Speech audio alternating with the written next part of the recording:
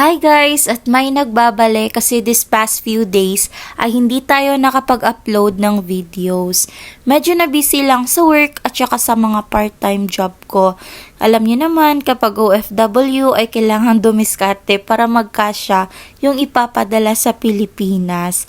At eto nga pumunta ako sa Almaya Supermarket para bumili ng pork adobo cut kasi na-miss ko talagang maghumba kaya magluluto talaga ako at yan na mismo ang ulam ko for the whole week. O diba, diskartihan lang natin, masarap pero tipid. At eto nga may nakita akong naka-sale na spam. Syempre hindi ako bumili at papakita ko lang sa inyo kasi papakalam ko lang na naka-sale to. At eto nga meron din ditong giniling pero hindi ko kinuha kasi hindi ko sure kung masarap talaga kasi iba yung quality ng import products. At eto nga yung section na to ay mga cheese. Syempre wala akong binili dyan, hindi ko naman yung nakasanayan.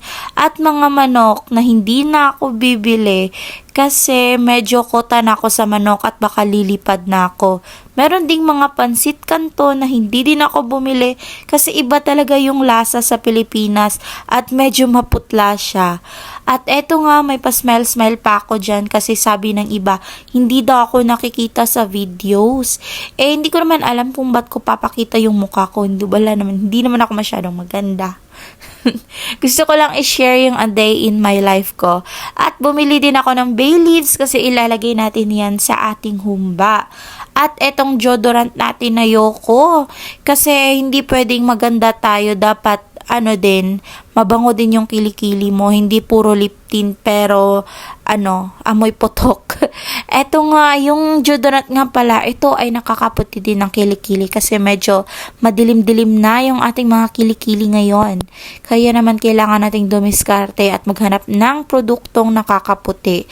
At eto nga, nahihilo na ako kakahanap ng banana blossom at nagawa ko pang mag-aura-aura dyan.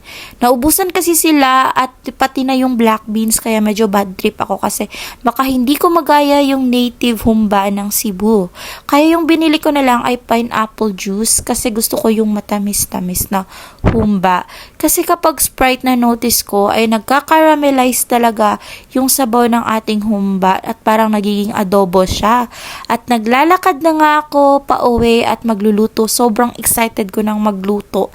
Dapat kong agahan at baka maunahan ako at baka malipasan ako ng gutom. At eto nga dito din pala sa UAE ay madaming ukay-ukayan. Kaso sa Shein ako bumibili or sa Temu kasi same lang naman yung prices nila at mas mabuti na yung bago, 'di ba? At eto nga, pinakuluan ko ang ating baboy kasi iba yung quality ng baboy dito sa Dubai. Tapos ginisa-gisa ko lang siya hanggang sa magmantika ang ating pork. Syempre, sinabay ko na dyan yung paminta at saka garlic para mabango. Pagkatapos ay nilagay ko yung pineapple juice, yung bay leaves, at nilagyan ko pala yan ng toyo at saka suka. Tapos ganun lang, wala ng asin para hindi maalat, 'di ba? Yan na nga for today's video at naluto na ang ating humba. Ewan ko ba kung tutorial ba yun pero that's it for today's video. Thank you for watching. Kain po tayo.